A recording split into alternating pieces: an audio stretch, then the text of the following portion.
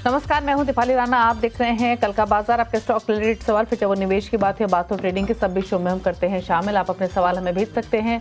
अपने stock specific note कर लीजिए तरीका 7045220000 हमारा व्हाट्सएप नंबर है। इसके अलावा अपने क्वेश्चन हमें सोशल मीडिया प्लेटफॉर्म पर भी भेज सकते हैं। फेसबुक, ट्विटर पर ये शो लाइव जा रहा है, आप देख भी सकते हैं। अपने क्वेश्चन भी पोस्ट कर सकते हैं #आस्कआवाज लिखकर। आज आपके सभी क्वेरीज को आंसर करने के लिए ट्रेडर और मार्केट एक्सपर्ट अमित सेठ हमारे साथ बने हुए हैं। अमित, नमस्कार, स्वागत है आपका। पहले लेकर आते हैं आज का मार्केट का रीकैप। आज लगातार तीसरे दिन बाजार में सीमित दायरे में ट्रेडिंग होते हुए दिखाई दी। सेंसेक्स निफ्टी की फ्लैट क्लोजिंग हुई। सेंसेक्स 16 पॉइंट चढ़ा तो निफ्टी में 32 पॉइंट की तेजी दिखी। मिड कैप स्मॉल कैप्स में भी खरीदारी थी। निफ्टी स्मॉल कैप इंडेक्स ने रिकॉर्ड स्तर को छुआ तो वही निफ्टी आईटी इंडेक्स ने बाजार को संभाले रखा। आज के बाजार में सेंसेक्स के 30 में से 17 स्टॉक्स में गिरावट रही तो निफ्टी के 50 में से 26 स्टॉक्स में तेजी देखने को मिली। एफआईज डीआईज ने क्या किया है? एफआईज ने बिकवाली की है 1012 करोड़ की, डीआईज ने खरीदारी की है 2007 करोड़ के आसपास की। तो ये रहा मार्केट का एक क्विक रीकैप। लेकिन कल के लिए स्ट्रैटेजी क्या, उस पर करते हैं बातचीत। अमित सेठ बने हुए। अमित, नमस्कार, बताइए पहले तो कल के लिए क्या व्यू रहेगा मार्केट्स पर, इंडेक्स पर आपकी क्या राय है? जी, good evening Deepali ma'am and good evening to all the viewers. Ma'am, अगर हम निफ्टी की बात करें तो निफ्टी पिछले कुछ दिनों से कंसोलिडेशन मोड में 3-4 दिनों से लास्ट थर्सडे की कैंडल के दायरे में ट्रेड कर रहा है। सपोर्ट रेजिस्टेंस की बात करें तो पोजिशनल सपोर्ट लगभग 24,400 पे आता है और हमारा रेजिस्टेंस लगभग 24,800 850 के आसपास आता है। टेक्सचर अभी भी मैं पॉजिटिव मानूंगा। कोई भी डिप आए 500 550 तक तो एक 50 पॉइंट स्टॉप लॉस के साथ बाय करना चाहिए। पोजिशनली एक बड़ा मूव तभी अनफोल्ड करेगा जब हम 24,850 के ऊपर निकलेंगे। Otherwise we are trading in a tight range. रही बात बैंक निफ्टी की, आज थोड़ा सा सॉफ्ट जरूर रहा, लेकिन ओवरऑल अगर बैंक निफ्टी का हम स्ट्रक्चर देखें तो 53,000 के आसपास एक अच्छा सपोर्ट है। अगर कोई हमें कल डिप मिलता है तो उसे बाय करना चाहिए। एक छोटा सा स्टॉप लॉस लगाना चाहिए 52,800 का। यहाँ पे मुझे लगता है कि 54,000 तक के टारगेट्स पॉसिबल है। ओके, स्टॉक स्पेसिफिक स्ट्रैटेजी आपकी? जी, मैं HAL के साथ जाना चाहूंगा। स्लो एंड स्टेडी परफॉर्मर है, काफी स्ट्रॉन्ग स्ट्रक्चर है। एक वीकली चैनल में एक ट्रेंड फॉलिंग चैनल से बाहर आ रहा है। 46-49 का इसका प्राइस है। स्टॉप लॉस रहेगा 4550 रुपए का और हमारे टारगेट्स लगभग रहेंगे 4850 रुपए के। ठीक है, चलिए, तो ये रही सलाह आपके लिए। HAL एक ट्रेड आपको रेकमेंड किया गया खरीदारी के लिए 4850 के लाइकली टारगेट्स के लिए। चलिए अब बात करते हैं क्वेश्चंस की। और पहले व्यूअर हमारे साथ कनेक्टेड हैं हरजसप्रीत कौर पंजाब से। कौर साहब नमस्कार, बताइए सवाल। हाँ जी मैम, हमने TCS के 100 शेयर खरीदे हैं 4500 रुपीज़ के प्राइस पे। और ओके, उसका अभी जो रेट नीचे आ गया है और हमें जो थोड़ा डर लग रहा है कि और नीचे ना आ जाए। हम शॉर्ट टर्म के लिए ले रहे हैं, क्या करें? ओके, शॉर्ट टर्म के लिए ले रहे हैं, इसलिए घबरा रहे हैं क्योंकि 70 रुपए नीचे आ चुका है इनके भाव से। क्या करें अमित इस पोजीशन में?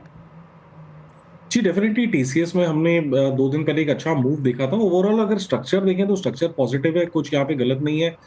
2-3 दिनों से स्टॉक जरूर कंसोलिडेट कर रहा है, बट ओवरऑल अगर पैटर्न्स देखें तो काफी पॉजिटिव है। स्टॉक जब 4500 के ऊपर निकलेगा तो एक अच्छा खासा मूव अनफोल्ड करेगा। ट्रेडिंग के लिए भी लिया है तो थोड़ा सा पेशेंस रखना पड़ेगा और थोड़ा सा स्टॉप लॉस हल्का सा डीप लगाना पड़ेगा, नहीं तो अननेसेसरी इनको लॉस बुक करना पड़ जाएगा। 4340 का एक स्टॉप लगा के इसको पेशेंटली होल्ड करें। मेरे को लगता है 2 से 3 दिनों में यहाँ कंसोलिडेशन कंप्लीट होगा और एक अप मूव हम देखेंगे। बात करते हैं अब अतुल से। अगले व्यूअर हमारे साथ कनेक्टेड हैं दिल्ली से। अतुल जी नमस्कार, बताइए सवाल। नमस्कार सर। सर मेरे पास 200 शेयर्स हैं बजाज हाउसिंग फाइनेंस के at the rate of 172 rupees. ठीक है, और आपकी होराइजन क्या है? Long term sir, long term का क्राइटेरिया है। लॉन्ग टर्म में रखना चाहता हूँ तो उसमें क्या सजेशन रहेगी सर? लॉन्ग टर्म व्यू है 170 की बाइंग। बजाज हाउसिंग फाइनेंस में 141 पर ये ट्रेड कर रहा है फिलहाल। तो 28-29 रुपए नीचे है, रीसेंट लिस्टिंग है। तो I am not sure technically क्या राय रहेगी, बट स्टिल अमित, आपके कमेंट्स बजाज हाउसिंग फाइनेंस पर? जी मैम, फर्स्ट ऑफ ऑल एक क्वालिटी स्टॉक है, but having said that data काफी कम है तो लॉन्ग टर्म व्यू एक देना मुश्किल हो जाएगा। बिकॉज जैसा कि आपने कहा एक रिसेंट लिस्टिंग है, स्टॉक ने रिसेंटली एक बेस जरूर बनाया, बेस से निकलने की कोशिश की। प्योरली अगर एकदम शॉर्ट टर्म की हम बात करें तो इसका सपोर्ट लगभग 135 के आसपास आता है। जब तक वो होल्ड करता है तो मुझे लगता है स्ट्रक्चर इज इंटैक्ट। वो टूटेगा तो एग्जिट कर जाए। अदरवाइज इस स्टॉक को पेशेंटली होल्ड करें। ऑलमोस्ट एक सपोर्ट पे आ गया है, एक 138 140 एक अच्छा सपोर्ट है, होपफुली यहाँ से रिबाउंड करना चाहिए, बट एक स्ट्रिक्ट स्टॉप लॉस 135 का लगा के रखें। ओके, बात करते हैं अब मिलन सरकार से। अगले व्यूअर कोलकाता से हमारे साथ कनेक्टेड हैं। मिलन जी नमस्कार, बताइए क्या सवाल है आपका। नमस्कार मैम, गुड इवनिंग। मेरे पास आरएसी का 170 से आ रहा है, 280 के बाद है। ओके, तो आप तो अच्छे फायदे में है, डबल हो चुका है आपका इन्वेस्टमेंट। 5 से 10 साल का मेरा टाइम फ्रेम। ओके, अभी और भी 5 से 10 साल रख सकते हैं। ऑलरेडी मुनाफा इनका डबल हो चुका है, 285 पे खरीदा है, 285 रुपए का फायदा इनको फिलहाल ऑलमोस्ट हो रहा है। क्या करें अमित, क्या सजेशन? जी, स्ट्रक्चर पॉजिटिव है। रिसेंटली हमने एक पुल बैक इसमें डेली चार्ट्स में देखा था, वो लगता है कि अब कंप्लीट हो गया। वापस स्टॉक स्लोली एंड स्टेडीली ऊपर जा रहा है। नजरिया इनका अच्छा खासा लॉन्ग टर्म का है। तो एक थोड़ा सा डीप स्टॉप लॉस बता रहा हूँ, क्योंकि नहीं तो स्टॉक इनके हाथ से निकल जाएगा। 510 का स्टॉप लॉस लगाएं। ये थोड़ा सा मैं पोजिशनल व्यू दे रहा हूँ साल 1.5 साल का, एंड इसको होल्ड करें। यहाँ पे 650 700 तक के टारगेट्स अनफोल्ड हो सकते हैं, तो 510 का स्टॉप लगाएं और पेशेंटली होल्ड करें पोजीशन को। मयंक शर्मा अगले व्यूअर दिल्ली से हमारे साथ कनेक्टेड है। मयंक गुड इवनिंग, पूछिए सवाल। नमस्कार मैम। नमस्कार सर। मेरा जो क्वेश्चन है, मेरे टाटा मोटर के शेयर है 929 में, और मैंने 100 शेयर ले रखे हैं मैम, तो इसका क्या रहेगा लॉन्ग टर्म के, इससे कैसा रहेगा? ओके, लॉन्ग टर्म व्यू 925 की बाइंग, 126 रुपए का नुकसान फिलहाल। क्या सजेशन रहेंगे टाटा मोटर्स में? जी, फिलहाल तो अगर हम वीकली और डेली चार्ट देखें तो चार्ट में डेफिनेटली एक वीकनेस है। जहां पूरी मार्केट में other stocks are doing well, ये कंटिन्यूअसली नीचे की ट्रैजेक्टरी में ट्रेड कर रहा है, 200 एमआ के नीचे है। स्ट्रेंथ बिल्कुल भी नहीं है यहाँ पे। लेकिन हैविंग सेड दैट, आप इसको थोड़ा सा होल्ड करें with a stop loss of 765। एक बेस बनाने की कोशिश कर रहा है, बेस अभी कंप्लीट नहीं हुआ है, वीकनेस अभी भी है, लेकिन अगर 765 टूटता है तो दिक्कतें बढ़ सकती हैं। नजरिया इनका लॉन्ग टर्म का है, तो 765 के स्ट्रिक्ट स्टॉप लॉस के साथ बने रहे। अमिताभ सिंह नई दिल्ली से हमारे साथ कनेक्टेड है अगले व्यूअर। सिंह साहब नमस्कार, बताइए आपने कौन सा स्टॉक लिया हुआ है? मैंने चैलेंज होटल लिया हुआ है, 1000 शेयर है, 205 पे। ओके, और कितने समय रखने का इरादा है आपका? लॉन्ग टर्म ही व्यू होगा आई एम श्योर, लेवल्स देखकर तो ये लगता है। जी हाँ, बिल्कुल। शानदार मुनाफे में है, मतलब 200 का स्टॉक 900 पे हो चला है, और क्या चाहिए? बट स्टिल क्या सजेशन इनके लिए? जी, अभी भी होल्ड करने की सलाह है, बिकॉज चार्ट्स में मैम कहीं कोई वीकनेस नहीं है, चाहे डेली वीकली चार्ट्स देखें, तो होल्ड करें। एक ट्रेलिंग स्टॉप लॉस अपना प्रॉफिट का ले आए 850 के आसपास। 850 के आसपास स्टॉप लॉस रखें अपने प्रॉफिट को प्रोटेक्ट करने के लिए, बाकी होल्ड करने की ही सलाह है। बात करते हैं अब वेंकटेश से, आंध्र प्रदेश से हमारे साथ कनेक्टेड है। वेंकटेश गुड इवनिंग, बताइए क्या सवाल? Good evening madam. एक्चुअली मेरा पास एशियन पेंट्स और टाटा स्टील का है। एशियन पेंट्स के बारे में आपका ये नजरिया देखना है। एक्चुअली मैं बहुत साल से होल्ड करके रख रहा हूँ। रिसेंटली मैं क्या है, कोटक को सेल करके एशियन पेंट्स को इन्वेस्ट किया था। लेकिन 2900 में 2000 शेयर्स खरीदा, लेकिन अभी वो गिरते जा रहे हैं। Actually I can hold for 5 years 10 years। Should I average और otherwise what to do? Asian Paints 2900 की बाइंग, कोटक बैंक बेचकर एशियन पेंट्स लिया। अर्निंग्स के बाद से लगातार एफएमसीजी स्टॉक्स इनफैक्ट गिरे ही हैं, एशियन पेंट्स ही नहीं बाकी शेयर्स भी। टाटा स्टील भी 147 की बाइंग है। क्या सजेशन दोनों शेयर्स में? जी मैम, एशियन पेंट्स में सस्टेन्ड प्रेशर है, कहीं भी स्टॉक कोई साइन ऑफ रिकवरी अभी तक नहीं दिखा रहा है। रिजल्ट्स के बाद आपने बिल्कुल सही कहा कि कंटिन्यूअस प्रेशर में है। एवरेजिंग की सलाह बिल्कुल नहीं है, बिकॉज जब तक एक बेस फॉर्म ना हो, जब तक एक अप ट्रेंड रिज्यूम नहीं है, इसमें ऐसा एवरेजिंग अभी नहीं करना चाहिए, क्योंकि कोई साइन ऑफ रिवर्सल नहीं है। हैविंग सेड दैट, अगर ये स्टॉक लगभग 2350 के लेवल टूटता है तो दिक्कतें बढ़ सकती हैं। तो मेरी सलाह यही है कि ठीक है, अभी थोड़ा 1-2 दिन से स्टेबल है, कोई बाउंस है जहां इनका लॉस कम और लॉस लंबा है, तो इसमें से निकलने की कोशिश करें। और रही बात टाटा स्टील की, टाटा स्टील में हमने एक रिसेंटली अच्छी रैली देखी है नीचे के लेवल से। यहाँ पे मुझे स्ट्रक्चर पॉजिटिव लग रहा है। मुझे लगता है कि स्टॉक यहाँ पे I think once again test करेगा 157 और 165 तक के लेवल्स, लेकिन 145 रुपए का एक स्ट्रिक्ट स्टॉप लॉस यहाँ पे रखें। ओके, बात करते हैं अब हिरेन पटेल से, सूरत से हमारे साथ कनेक्टेड हैं। हिरेन नमस्कार, बताइए क्या सवाल है? नमस्ते मैम। मेरे पास काफी प्रॉफिट है। 1000 शेयर मैंने 40 रुपीज के एवरेज से खरीदा है। तो और दूसरा है इंडसइंड बैंक, मैंने 1350 में खरीदा है 100 शेयर, तो क्या करना चाहिए? मैं लॉन्ग टर्म के लिए रेडी हूँ, नो प्रॉब्लम। ओके, 1350 पे खरीदा है इंडसइंड बैंक, लॉन्ग टर्म के लिए रख सकते हैं। कॉफी डे 40 की बाइंग है, क्या सजेशन रहेगा सभी शेयर्स पर इनके? जी मैम, कॉफी डे जो मैं चार्ट में इसको ट्रैक नहीं करता हूँ, लेकिन इसमें ये it's a circuit to circuit stock, रोज ही नीचे का सर्किट लग रहा है, तो I think there is a problem here. तो कोई भी मौका मिले तो निकलने की सलाह है यहाँ से। और दूसरा इन्होंने कहा, if you can please repeat.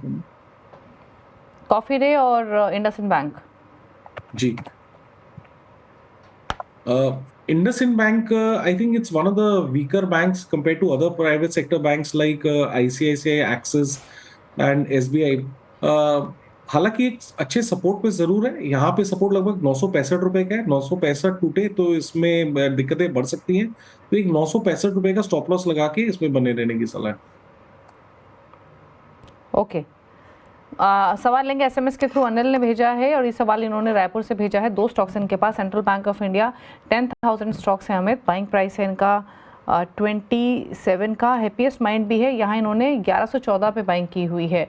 Central bank में शानदार मुनाफा, 32 रुपये का फायदा इनको दे रहा है। हैप्पीएस्ट माइंड में 350 रुपये का नुकसान, क्या सजेशन रहेगा? जी, सेंट्रल बैंक तो डेफिनेटली होल्ड करने की सलाह है, क्योंकि रिसेंटली हमने वापस एक टेलविंड देखा है। PSU banks are once again doing well. इसका लगभग सपोर्ट आता है 56 रुपीज के आसपास, 56 के स्टॉप लॉस के साथ बने रहे। मुझे लगता है यहाँ पे हायर लेवल्स दिखेंगे। एक बार स्टॉक 62 के ऊपर निकलेगा तो आई थिंक इसमें एक अच्छा मूव हम देख सकते हैं। ओवरऑल स्ट्रक्चर पॉजिटिव है, तो इसे होल्ड करें। हैप्पीएस्ट माइंड में ये स्टॉक हम काफी बार इस शो में डिस्कस कर चुके हैं, काफी लोग इसमें फंसे हुए हैं। 354 रुपीज का जैसा कि हम देख रहे हैं स्क्रीन में लॉस है।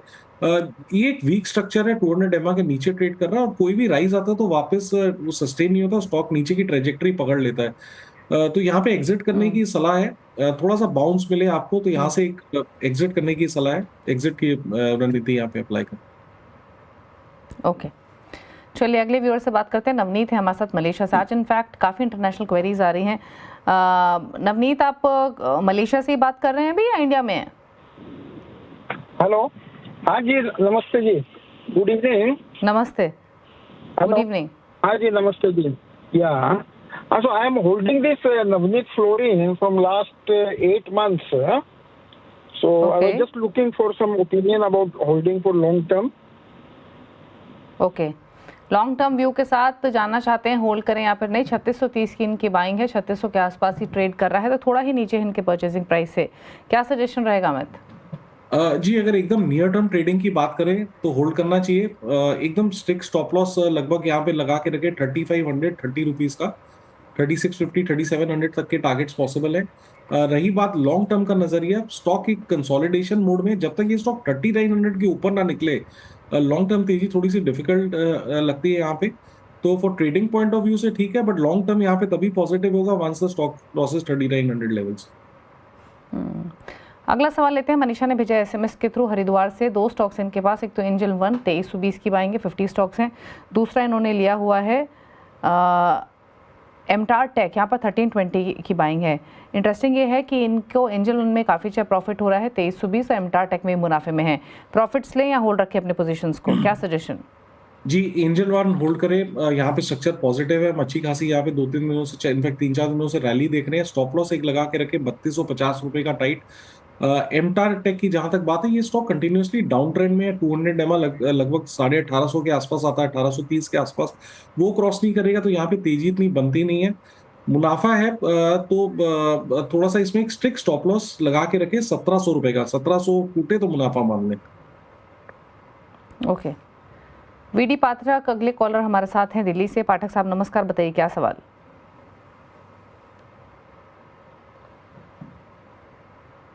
इनफैक्ट एसएमएस के थ्रू इन्होंने सवाल भेजा है। सवाल इनका टाटा टेक्नोलॉजी पर है। इन्होंने 60 स्टॉक्स 945 पर लिए हुए हैं। लॉन्ग टर्म व्यू है, इनके भाव के आसपास ही है भी, क्या सजेशन रहेगा? जी, एग्जिट की सलाह है, क्योंकि although it's a Tata stock but 200 एमआ के नीचे ट्रेड कर रहा है। लोअर लो लोअर हाइस के स्ट्रक्चर बन रहे हैं। अगर 927 का लेवल टूटता है तो एक फर्दर डाउन ट्रेंड यहाँ पे हम देखेंगे। अभी कोई खास लॉस नहीं है, इनके भाव के आसपास है, तो निकल जाए तो बेटर रहेगा। अगला सवाल भी हमें शशांक सराफ ने भेजा है और ये सवाल इनका है आरती इंडस्ट्रीज पर। इन्होंने खरीदारी की हुई आरती इंडस्ट्रीज में 546 के लेवल पर 100 स्टॉक्स है। अगेन व्यू इनका लॉन्ग टर्म है, तो जानना चाहते हैं क्या करें, क्या सजेशन? देखिए, ये स्टॉक काफी दिनों से एक सस्टेन डाउन ट्रेंड में है। हैविंग सेड दैट, इसका सपोर्ट लगभग 415 के आसपास आता, वो टूटता तो दिक्कतें बढ़ जाएंगी। मेरा टेक्निकली मानना ये है कि कोई भी बाउंस है तो यहाँ से निकलने की एक बार कोशिश करें। ओके, अगला सवाल लेंगे। सुमित सिंह ने भेजा है हमें ग्वालियर से। इनका सवाल है आयरिडा पर 750 स्टॉक्स 220 के भाव पे इन्होंने खरीदे हुए हैं, क्या सजेशन रहेगा इनकी इस होल्डिंग पर? इनके भाव से 5 रुपये ऊपर फिलहाल स्टॉक। जी, स्ट्रक्चर देख के होल्ड करने की सलाह है। फाइनली यहाँ पे पुल बैक कंप्लीट हो गया, बेस भी बन गया है, स्टॉक अपने की मूविंग एवरेजेस के ऊपर ट्रेड कर रहा है। अब इसका जो रेजिस्टेंस एरिया था लगभग 215 के आसपास, that should act as a support. तो जब तक 215 इंटैक्ट है, इसको एक थोड़े से लॉन्गर पीरियड के लिए भी होल्ड कर सकते हैं। तो 215 का स्टॉप लगाएं और इसको होल्ड करें। ओके, एसएमएस के थ्रू विशाखा ने एक सवाल भेजा है हमें सतारा महाराष्ट्र से। इनके पास है नाल्को, 6700 स्टॉक्स हैं, 172 की इन्होंने बाइंग की हुई है नाल्कोम में और इनका आउटलुक है लॉन्ग टर्म का। फिलहाल फायदे में भी हैं, 77 रुपये का फायदा इनको हो रहा है पर स्टॉक, क्या सजेशन रहेगा? जी, 235 के स्टॉप के साथ इसे होल्ड करें। अमंग्स द मेटल स्टॉक इसका रिलेटिव स्ट्रेंथ सबसे स्ट्रांग है। जब मार्केट वीक हो रहा था तब भी इसने अपने क्रूशियल मूविंग एवरेजेस होल्ड किए हैं। मुझे लगता है यहाँ पे 260-265 तक के लेवल्स अनफोल्ड हो सकते हैं, तो एक स्ट्रिक्ट स्टॉप लॉस जो बताया है उसे लगा के इसे होल्ड करें।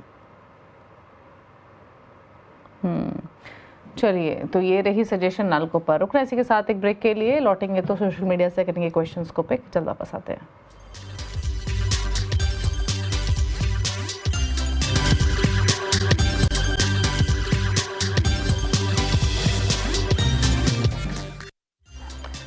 आप देख रहे हैं कल का बाजार। लेते हैं कुछ सवाल अब सोशल मीडिया से। अमित सेठ हमारे साथ बने हुए क्वेरीज को आंसर करने के लिए। भुवन ने एक सवाल भेजा हेवल्स पर। इन्होंने एक ऑप्शन में ट्रेड लिया हुआ है हेवल्स के दिसंबर सीरीज का 1720 का कॉल ऑप्शन खरीदा हुआ है 33 रुपए पर। जानना चाहते हैं क्या करें इस पोजीशन में, बताइए अमित। जी, 25 रुपए का स्टॉप लॉस लगा के इसे होल्ड करें। यहाँ पे प्रोबेबली 40 एंड 45 रुपीज तक के टारगेट पॉसिबल है। 45 तक के टारगेट देखने को मिल सकते हैं। 1720 का कॉल ऑप्शन यहाँ पर 1720 का कॉल ऑप्शन है, माफ कीजिए 1700 का कॉल ऑप्शन नहीं है, तो उसका भाव कम होगा आई एम श्योर। 53 रुपए का है, तो यहाँ पर आप होल्ड कर सकते हैं।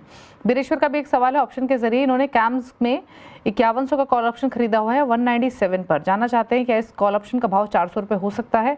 और एक और क्वेश्चन है कि MCX में क्या करें, क्या खरीद सकते हैं लंबी अवधि के लिए थ्रू, माफ कीजिए लंबी अवधि के लिए कॉल ऑप्शन के थ्रू कोई ट्रेड MCX में ले सकते हैं क्या तेजी की तरफ? जी, एक बार I think my data is not loading. आप प्राइस लगा सकते हैं कैम्स का, मेरे चार्ट मेरे पास अवेलेबल है। कैम्स में कैम्स में 5100 का कॉल ऑप्शन की बात कर रहे हैं। ये स्पॉट का प्राइस है 5222 का, लेकिन 5100 के कॉल ऑप्शन की बात कर रहे हैं ये जो 245 पर ट्रेड कर रहा है। इन्होंने 197 पर खरीदा है। 400 तक के टारगेट्स क्या लाइकली हैं? जी, काउंटर में स्ट्रेंथ तो जरूर है। 225 का एक स्ट्रिक्ट स्टॉप लॉस लगा के रखें। 400 थोड़ा सा ज्यादा हो जाएगा, लेकिन मुझे लगता है यहाँ पे 300 तक के टारगेट्स पॉसिबल है। ओके, राजेंद्र शर्मा एक सवाल भेज रहे हैं लुधियाना पंजाब से। इनफैक्ट माफ कीजिए बीरेश्वर का एक और सवाल ये भी था, MCX पर कोई कॉल ऑप्शन के थ्रू ट्रेड लिया जा सकता है क्या? नहीं मैम, देखिए MCX में जो एक बार मूव आना था वो आ गया 2-3 दिन पहले। थोड़ा सा ये पुल बैक मोड में है, तो मुझे लगता है 20 डेमा लगभग 6400 के आसपास है, 65, तो हो सकता है स्टॉक वहां तक पुल कर ले। वहां पे आप 6500 की कॉल ले सकते हैं, बट थोड़ा सा 1-2 दिन वेट करें। यहाँ पे पुल बैक कंप्लीट नहीं है अभी। बायोकॉन पर सवाल भेजा है राजेंद्र शर्मा ने। 500 शेयर 335 की बाइंग है, क्या करें इस पोजीशन में? जी, होल्ड करने की सलाह है। यहाँ पे एक स्टॉप लॉस लगा के रखे 360 रुपए का। ओके, कुछ और क्वेश्चंस लेते हैं। और एक सवाल हमें मिला है मनल की तरफ से। NTPC 50 स्टॉक्स 427 की बाइंग, जानना चाहते हैं और ऐड कर लें क्या लॉन्ग टर्म के लिए? जी, अगर ऐड करना है तो अच्छा लेवल ऐड करने का, बट आपको यहाँ पे ना 345 रुपीज का एक स्टिक स्टॉप लॉस लगाना पड़ेगा। थोड़ा सा डिप और मिले टुवर्ड्स 350 या 360, तो वो लेवल्स पे आप ऐड कर सकते हैं with stop loss of 345। Vinod Kumar Gautam एक ट्विटर पर सवाल भेज रहे हैं पावर फाइनेंस कॉर्पोरेशन पर। 125 स्टॉक्स हैं PFC के 225 के प्राइस पे। मार्क्सन्स फार्मा 100 स्टॉक्स 93 का प्राइस। मैं प्राइस मेंशन कर देती हूँ again Amit, PFC at 225, Marksans pharma at 93। जी, PFC just like RSC hold करने की सलाह है। It has come out of a base. यहाँ पे आप लगभग 493 का स्टॉप लगा के चलें। Marksans pharma although it's overall in an uptrend, but थोड़ा सा यहाँ पे पुल बैक हो रहा है। देयर इज अ पॉसिबिलिटी कि ये स्टॉक एक बार 305 तक आ जाए और वहां से एक टर्न अराउंड दिखाए। सोनू एक सवाल भेज रहे हैं कोफोर्ज पर, इन्होंने 6700 के प्राइस पे शेयर्स लिए हुए हैं और ऐड भी करना चाहते हैं, क्या करें? देखिए कोई वीकनेस नहीं है चार्ट में, लेकिन थोड़ा सा स्ट्रेच्ड है। इसमें हमने एक नॉन स्टॉप रैली देखी है, स्ट्रक्चर काफी पॉजिटिव है। तो एग्जिस्टिंग पोजीशन को आप होल्ड करें, स्टॉप लॉस यहाँ पे 8750 का लगा के रखें। नारायण शर्मा सवाल भेज रहे हैं एनबीसीसी पर 300 शेयर्स 132 की बाइंग है, नुवोको में 100 स्टॉक्स 423 की बाइंग है, 6 मंथ्स का होराइजन है। NBCC at 132, Nuvoco at 423।